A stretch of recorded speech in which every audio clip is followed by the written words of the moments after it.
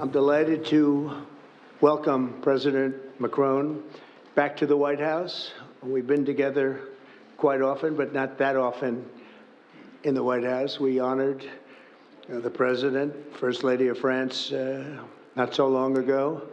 There was a beautiful evening, and we will not soon forget it. It was a beautiful day and evening, and many fond memories. I also want to thank Emmanuel for hosting me in Paris last December after a historic election win to witness the reopening of the spectacular Notre Dame Cathedral, where you did an outstanding job in bringing it back together. That was a sad day watching that burn. And 5 years later, you had it up, and it was, they say, more beautiful than it was before. So I think that's a great achievement. That was not easy.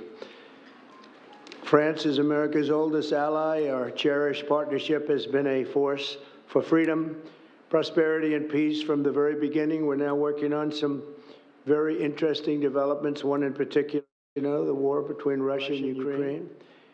In the American Revolution, French support helped us to seize our destiny as an independent nation. In the First and Second World Wars, our citizens shed blood together on the battlefields of Europe. And I'll never forget joining President Macron 6 years ago on the 75th anniversary of D-Day. That was some day.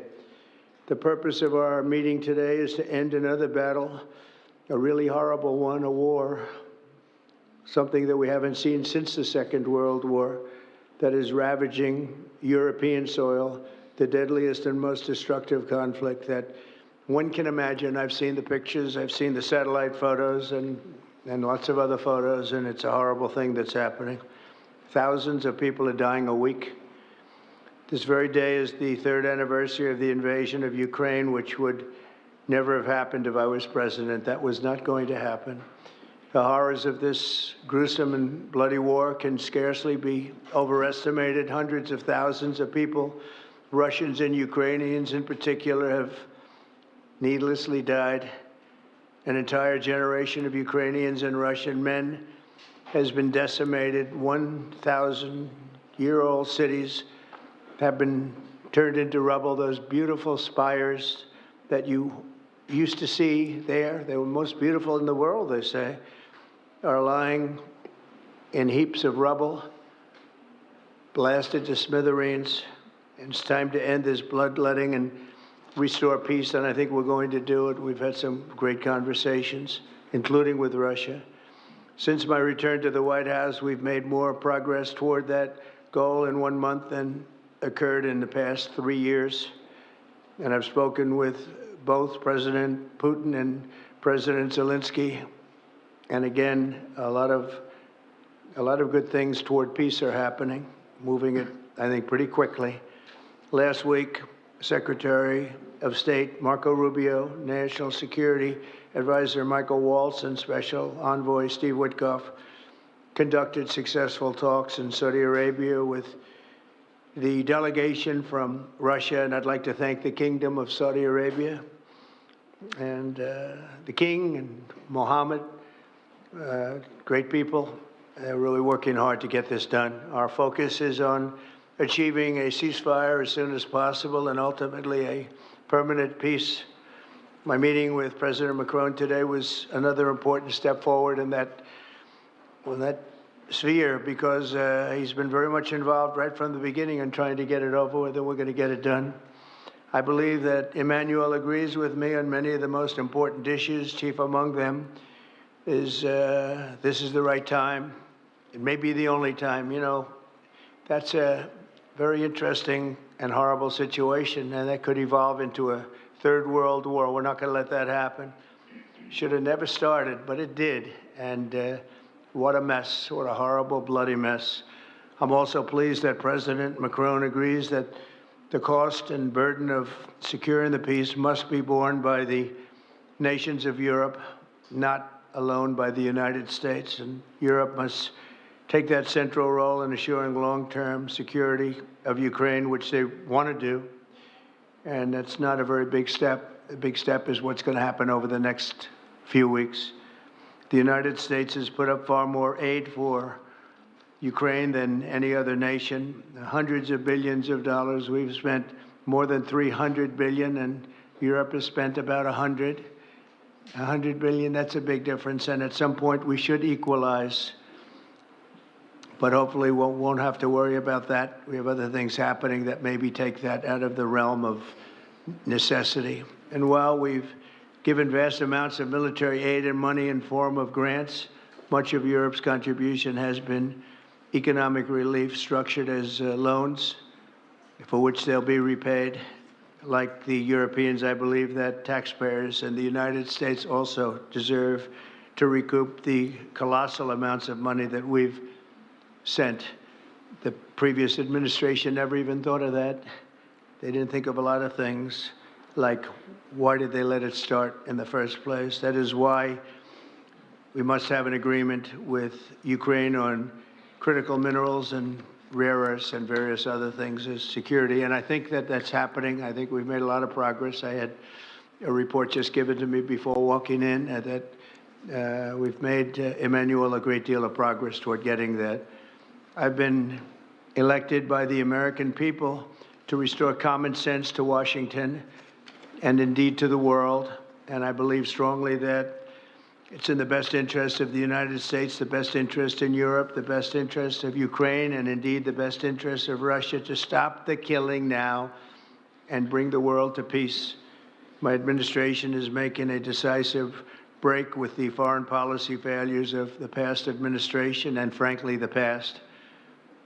I ran against a very foolish foreign policy establishment, and their recklessness has led to the death of many, many people. Under our administration, we're forging a new path that promotes peace around the world. And when I left office for the first administration, first term, we had no wars, we had no problems. We didn't have October 7th with Israel. We didn't have Russia and Ukraine going at it. We didn't have the problems in other parts of the Middle East. We didn't have inflation. It was a whole different world. And you know what else we didn't have? Millions of people pouring through our borders, many of them criminals released from other nations and put right into our land, murderers and drug dealers, gangs. We didn't have any of that. It's a different time, but now we have it and we're fixing it. We'll fix it all up. We'll get it done as quickly as possible. And we've made a great deal of progress. People are saying it was the best month for a president in our country's history. I hope that's right, but I feel it's right. We've done a lot of things in a very short period of time, 4 weeks. As I've said before, it's my hope that my greatest legacy, however, will be as a peacemaker and a unifier. I want to bring peace, not war. I thank President Macron for joining us today in this urgent work we're doing. And we have some wonderful people up front right here that have worked so hard. Steve Witkoff, thank you very much. And Michael Waltz, thank you. Scott, thank you very much. And JD, thank you. They've really done a job. They worked very hard. It's a real passion to get this war ended. And I'd like to now invite Emmanuel to say a few words, and then we'll take questions. And again, Emmanuel, it's a great honor to have you with us at the White House. Thank you very much, please. Thank you, Mr. President. Thank you, dear Donald. Ministers, ladies and gentlemen, mesdames et messieurs, je vais dire quelques... Ladies and gentlemen, I'll be saying a few words in French. Thank you very much, Mr. President, dear Donald, for your hospitality and for this visit. As you mentioned, we have had the opportunity to meet over the past few years. Since your first term, we've been able to discuss matters in Paris and also here at the White House, and it has always been a great joy to do that, and I would like to commend you. And thank you, Mr. President, for extending this friendship to France and taking part in the ceremony at Notre Dame that you mentioned before. It was a great honor for the French people to reopen the cathedral to the rest of the world, and your presence was a testament to that friendship. As the President said, this friendship dates back to the Revolutionary War, since the beginning of the United States, and whenever we've needed to, we've been able to come together and be on the right side. We've been able to be united to defend peace and sovereignty, namely in the 2 world wars that marked the 20th century.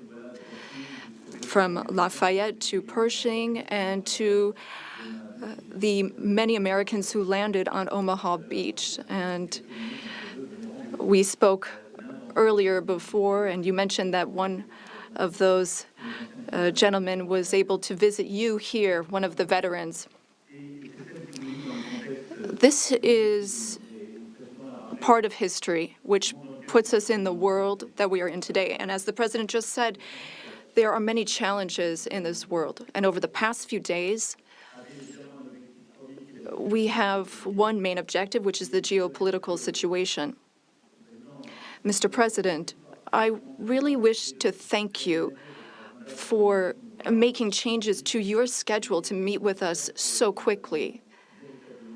I think we've made very substantive steps forward during our discussions, and this is a major step in what we're experiencing today.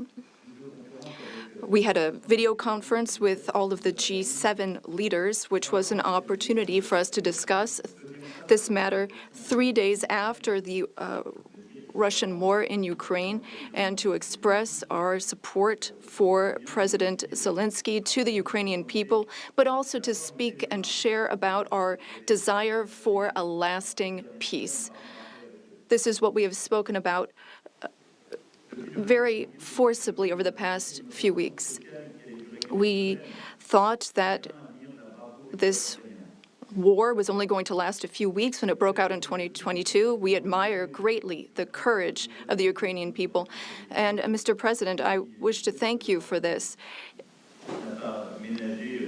You mentioned that there are responsibilities on Europe's side, and indeed, we have invested $128 billion in aid to Ukraine and the Ukrainians.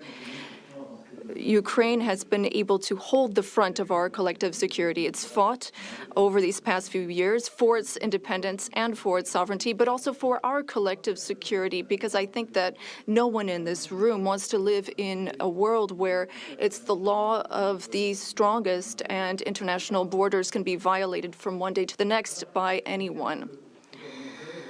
Over the past few hours, and as you mentioned this, Mr. President, we've been able to see a few things take shape. First of all, allow me to commend you on your decision to work with President Zelensky and to conclude this agreement that's so important for the U.S. and Ukraine on rare earths, critical minerals, but also having substantive conversations with President Zelensky during this key phase of achieving this deal, which is a major commitment to Ukraine's sovereignty, and I think that's very commendable. We also have a shared desire to build peace. We will have this responsibility. This is 10 years after the war started in Crimea, and then we saw the events in the Donbas region and along the northern part of the country. We want to save lives. We want to bring prisoners back and bring back families and children, because there's also humanitarian tragedy affecting the Ukrainian people. We had lengthy discussions with the president, and we spoke about our desire to bring an end to conflicts, to have a truce that is measurable, verifiable, and that enables negotiation of a lasting peace, where we will discuss not only Ukraine's reconstruction, its territories, but also the security guarantees, meaning maintaining peace over the long term. As I said to the president, we've experienced peace accords that were only ceasefires without ensuring security guarantees, Minsk I and II. And we want to make sure this doesn't happen again. And I know that the president has expressed the desire to be a player for peace in the region. I've spoken with some 30 European leaders and allies in recent days. We want to bring together these allies, and share the same vision. This peace must not mean a surrender of Ukraine. It must not mean a ceasefire without guarantees. This peace must allow for Ukrainian sovereignty and allow Ukraine to negotiate with other stakeholders regarding the issues that affects it. But it is also a country in which we need to shoulder our responsibilities so that we ensure security and stability for Ukraine and for the entire region. And for us Europeans, this is an existential issue.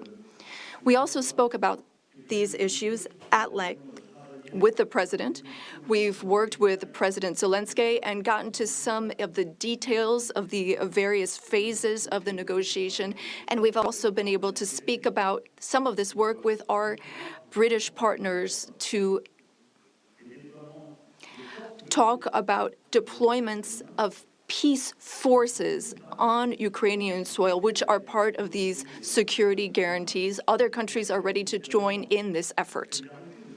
Solidarity and support from the U.S. will be crucial to this, and I thank you, Mr. President, for beginning to work with us on this issue and the agreement that you are preparing to sign with Ukraine and with all of these discussions we've had are very solid guarantees that we are understood and that we have the same wish, peace as soon as possible, lasting, solid peace for everyone.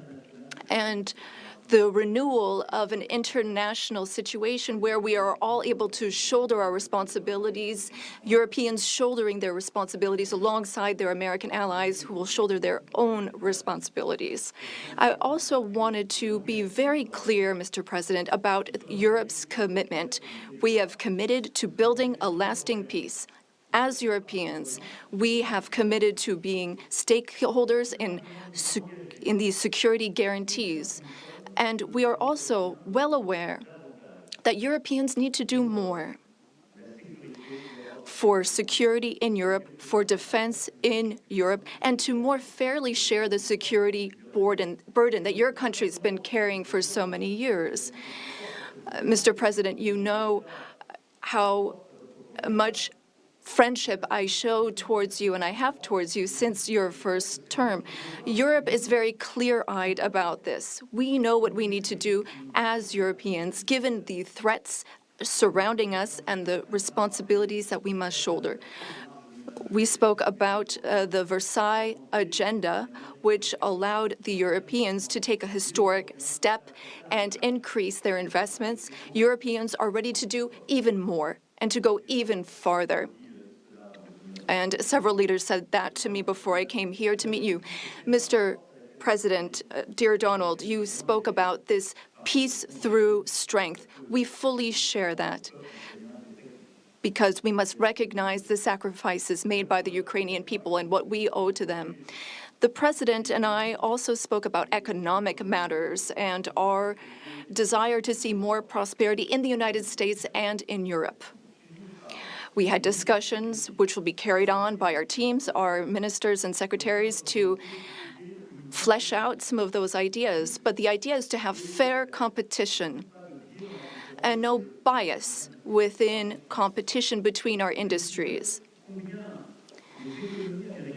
Now, the American and European economies are extremely intertwined.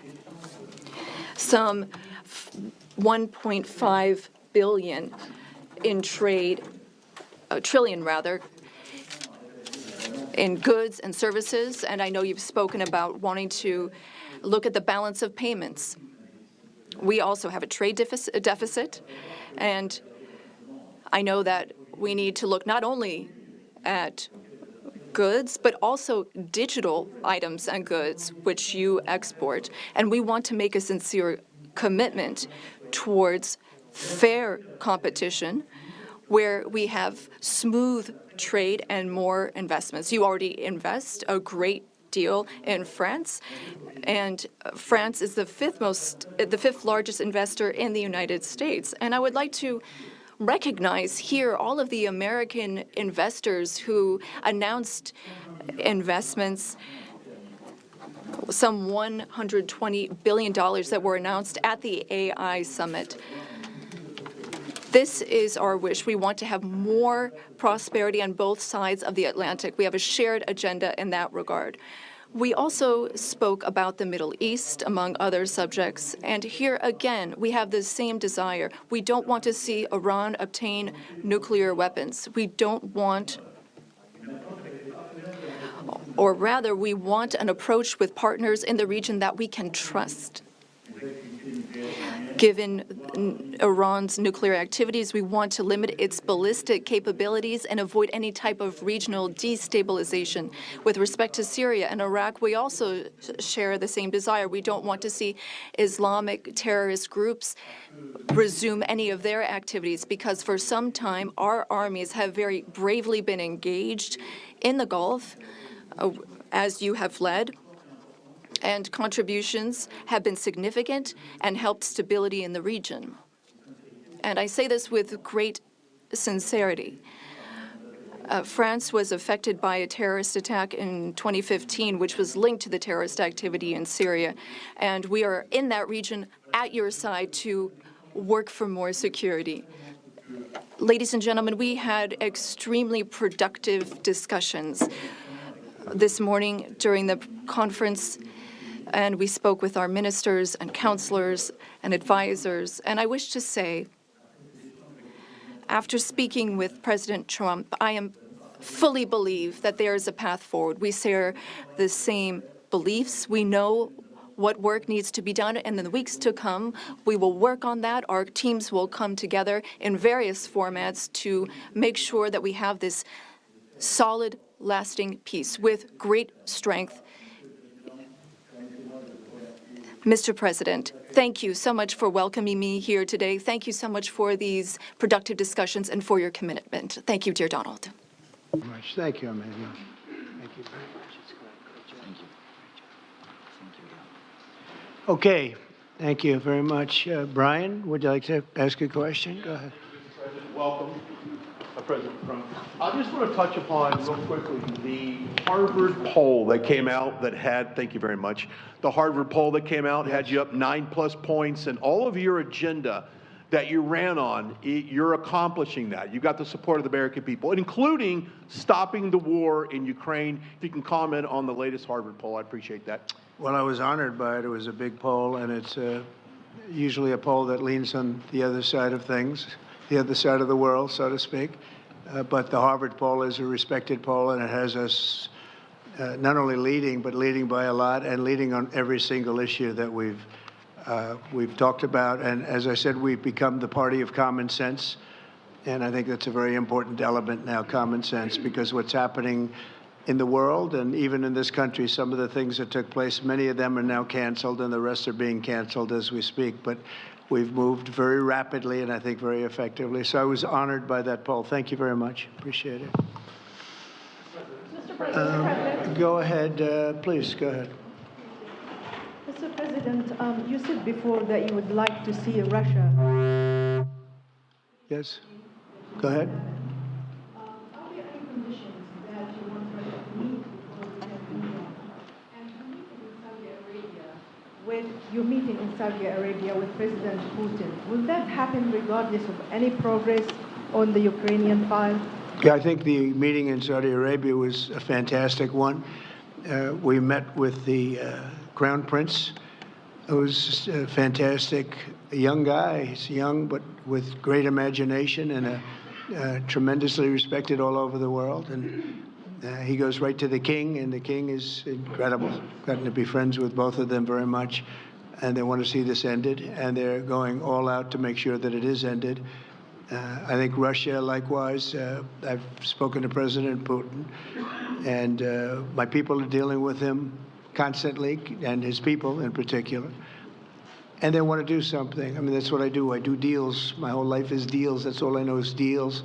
And I know when somebody wants to make it and when somebody doesn't. I will say this, before I came here, there was no communication with Russia whatsoever, and Russia wasn't answering calls. They were not talking to anybody. They wouldn't talk to anybody, and people sort of accepted that as being that they want to go forward and just keep going without stop. But when I got here, one of the first calls I made was to President Putin, and we were treated with great respect, and they want to end this war.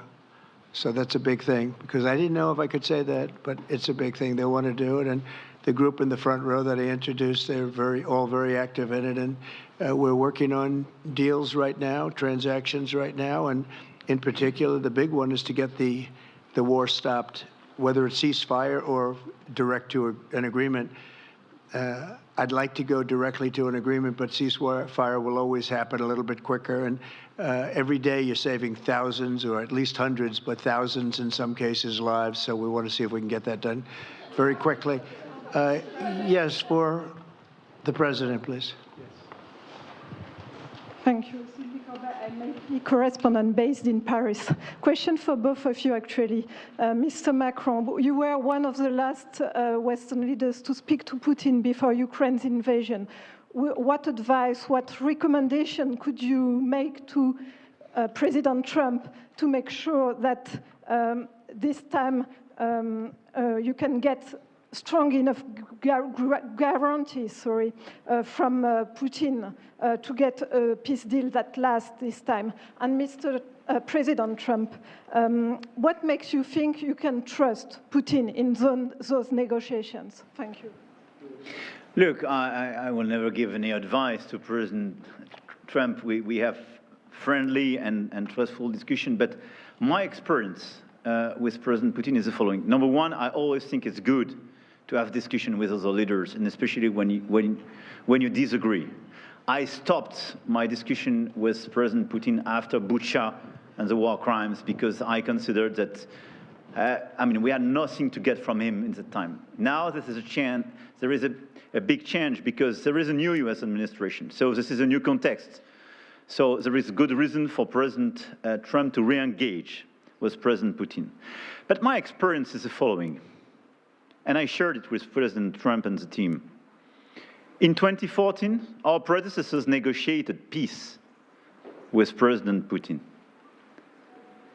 But because of the lack of guarantees, and especially security guarantees, President Putin violated this peace. And I had several discussions, especially at the beginning of 2022, several times, 7 hours with President Putin, 15 days before launching of the attack. He denied everything, but we didn't have security guarantees. So this is why being strong and having deterrence capacities is the only way to be sure it will be respected. And I insisted on that, and this is why I believe that the US has the capacity to do so. And this is why I think we should never say, I will never send any boots on the ground, because you give a blank check to violate any type of commitment. So I think it's good to have discussion. I think it's useful to have negotiation. I think it's super important to go to the peace. But my strong point was to say, let's try to get something first which can be assessed, checked and verified. And let's be sure that we build sufficient guarantees on the short run. And this is where we are ready to be engaged. As for France, a lot of my European colleagues are ready to be engaged. But we do need this American backup, because this is part of the credibility of the security guarantees. And this is our collective deterrence capacity. And I have the feeling that the President has this capacity. I think it's very much to the benefit of Russia to make a deal. And I feel that we'll do that. It is what it is. Again, it's a war that should have never been started. It's a war that would not have been started if I were president, but it did start, and it's at a terrible level where cities are burned down and shot down to the ground. It looks like demolition sites, a whole big pile of demolition sites, and we got to get it stopped. Too many people, too much agony. The whole culture is destroyed when you rip down some of those ancient, really ancient or near ancient buildings. It's so sad to see, but I think it's very much to the benefit of this tremendous distrust on both sides. That's why it's good that I'm coming in now, but I think it's to the very much benefit of Russia to make a deal and to go on with leading Russia in a very positive way. That's what you have to do. But I really believe that he wants to make a deal. Maybe wrong, but I believe he wants to make a deal. Yeah, go ahead, please. Mr. President, next week there's a key deadline for your Canada and Mexico tariffs. Pour les droits. I believe those countries have done enough on the border to stop those from taking effect? And for President Macron, I'm wondering if you believe that this critical minerals deal with Ukraine represents a de facto security guarantee by the United States, since the U.S. would have an interest in protecting those reserves in Ukraine. Thank you. We're on time with the tariffs, and it seems like that's moving along very rapidly. We've been mistreated very badly by many countries, not just Canada and Mexico. We've been taken advantage of. We were led by, in some cases, fools, because anybody that would sign documents like they signed, where they were able to take advantage of the American people, like has happened over the last long period of time, except for a little 4-year period that took place 4 years ago. But anybody that would agree to allow this to happen to our country should be ashamed of themselves. No, the tariffs are going forward on time, on schedule. This is an abuse that took place for many, many years.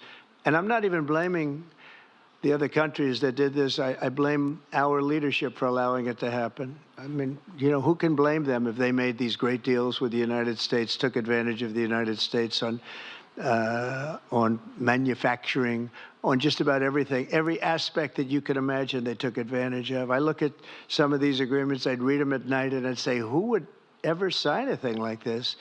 So the tariffs will go forward, yes, and we're going to make up a lot of territory. All we want is reciprocal. We want reciprocity. We want to have the same. So if somebody charges us, we charge them. It's very simple, but it'll be very good for our country. Our country will be extremely liquid and rich again. Plus, we're doing other things, as you know. We're finding tremendous waste, fraud, and abuse at levels that nobody thought possible. You're seeing what's going on. And that was also part of the Harvard poll. Do you agree with what President Trump is doing with Elon and others that are looking for the waste, fraud, and abuse? And the numbers were staggering. It was like 70% to 2%. Everybody wants to find out. They don't like it. And, you know, the radical left or whoever it may be starts screaming about the Constitution, but it has nothing to do with the Constitution. It has to do with fairness to this country. It has to do with being ripped off. And when you read the things that all of these billions, and I mean many billions, hundreds of billions of dollars have been spent on, that's all you have to do is stand up here and read them. I could stand up all day and read the kind of things where we're spending all of this money. The good news is that when you think of how rich a nation we can be when we get rid of this, you know, sometimes you'll buy a company and you'll see it was really well run. They accounted for every penny. Well, not much you can do there. You got yourself a bad deal. This one is the exact opposite. Tremendous fraud, tremendous waste. And when you think of what it is, you know, Elon uses an expression, caring. If we had people that cared, just cared a little bit when they did contracts, when they negotiated with outside vendors on behalf of the United States. That's what I'm doing now. I'm negotiating for the people of the United States. So we're doing a great job of it. I will say we found it'll be hundreds of billions of dollars of waste and fraud and abuse. Thank you. Please. Look, I think this discussion is a very important one. First, because it's important for the U.S., and it will be a good occasion for a first very important meeting between President Trump and President Zelensky. Second, I think there is a lot of economic upside on both sides. And third, de facto, there is a recognition of Ukrainian sovereignty, a recognition of the Ukrainian interests, and this is de facto a very important alignment of interests. Now, the security guarantees will be negotiated in due time in a full-fledged package of a peace security. But this peace, as it is now written and negotiated, and as this meeting is scheduled, is an important step forward, full-fledged peace agreement. Okay, please, go ahead. To the President. Monsieur le Président Trump. President Trump, President Macron. To make a deal with Putin. So when you do a deal, it's a win-win deal. What are you giving to him and what is he going to give you to America? And I was impressed by the way you referred to Notre Dame and that you were impressed by the reconstruction of Notre Dame. A lot of Americans have sent money to Paris to participate to the reconstruction of Notre Dame. As a president of the United States, are you going to contribute to the reconstruction of Ukraine? Et Monsieur le Président Macron, President Macron, what for you is the main area of progress in your meeting with President Trump? Can you confirm that there is an agreement to send European peacekeeping troops? Will France participate in that? How many troops? What would they be doing? Would this represent a great danger to send French and European troops to Ukraine? Well, I guess it's a little strange question because you ask whether or not we're going to, on behalf of the United States, contribute to Ukraine. I mean, we're in there for about $350 billion. I think that's a pretty big contribution. I do appreciate the first part of your question, however, because I think they've done an incredible job with the Cathedral of Notre Dame. I think the president has done. I know he headed it up, and I know how hard he worked, and it took a period of time, but really not a long period of time considering what that was, so delicate, so beautiful. And I was there, and I saw the work, and I'm very good at construction. I know good construction. I know bad construction. They did a beautiful job, and this man has to be given a lot of credit for that. It's an incredible cathedral. Most people thought it couldn't be saved, and if it was, it would have to be built in a different form, and we didn't want to see a different form. We wanted to see the same form that you built. So I just want to congratulate you. That was an amazing job. I don't think you've gotten enough credit for it. Someday you will. Someday you will. Thank you, Donald. Merci beaucoup. Thank you very much. To go back to your question, today's discussion showed several areas of progress. First, we have been working a great deal with President Zelensky to have a proposal that's acceptable to Ukraine. President Trump has confirmed that he will be meeting with President Zelensky very soon to finalize the agreement on critical minerals and rare earths and to speak together about that matter. That's a very important step forward. The second thing is that during our discussions, we were able to go into some of the details about the proposal that we have just made to have a truce, a peace, and be able to measure that and then structure our discussions on that basis. France and several other European countries, along with Ukraine, are hard at work to build this lasting peace with very specific points, including security guarantees, the territories that belong to Ukraine, the issue of reconstruction, the economy, and critical minerals. We've been able to go into the details of those proposals. The third area of progress, which really mark a turning point, is the fact that we were able to talk about the details of the security guarantees. And the president has shown this over the past few days, and he said so a moment ago. We want peace. He wants peace. We want peace swiftly, but we don't want an agreement that is weak. The fact that there are Europeans that are ready to engage to provide for these security guarantees. And now there's a clear American message that the U.S., as an ally, is ready to provide that solidarity for that approach. That's a turning point, in my view. And that is one of the great areas of progress that we've made during this trip and during this discussion. When it comes to troops, in the past, a year ago specifically, we saw a reason to talk about sending troops for strategic regions. Today, when we talk about troops, we're talking about sending them in after we've negotiated a lasting peace. And once we have that solid, lasting peace, that's part of an agreement signed by Ukraine, signed by Russia, and for which we will provide the guarantees, then at that point, and recently France has worked with the UK to provide its contributions. We've worked on plans. We've worked with our militaries not to go to the front lines, not to go into occupied territories, but as a show of support to show that we have a negotiated peace signed by both sides, and that is a peace we will preserve. So these would be peaceful deployments of troops, not for combat. These would be deployments of an assurance force. They would be limited, but they show solidarity. I've also spoken with all of our allies, and there are European and non-European allies who are ready and willing to take part in that effort.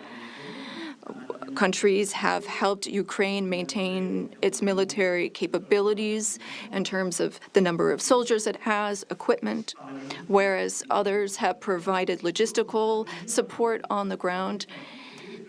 The question is whether or in what form the U.S. will contribute. And during our discussions, and during the discussions with Russia, we've understood that this would be acceptable to Russia, and that's a very important area of progress. And that means that in this context, the Europeans will shoulder their part of the burden, their share of the burden.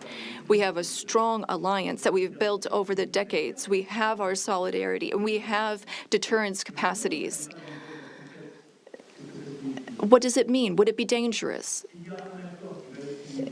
If there is an agreement signed by Ukraine and Russia, thanks to the efforts of President Trump, and if we provide the guarantees and Russia violates the agreement, then it would be in conflict with everyone who is engaged in the peace process. And that is a change. That was something we did not see in the past. That's not what we saw in 2014. So that is the real change that we're marking. We have this deterrence capacity on the American side. We have the capacity for engagement on the European side, and that's something we're going to continue working on together. It's not dangerous, but it's credible. It's less dangerous than things that could happen in the long term. And I think this is what we need to do to ensure security. And I say this very clearly. We're also talking about security for Europeans. I've been saying this for weeks now. If we do not guarantee the security of this territory within Europe, then how can we guarantee our own security for one and all? We live just 1,500 kilometers from Ukraine, and the Germans and Polish are even closer. So our collective security is important. We need to answer this call for Europeans to be more engaged, and Americans will be there still in solidarity. Europeans are working for their collective security, but I really think this was a turning point.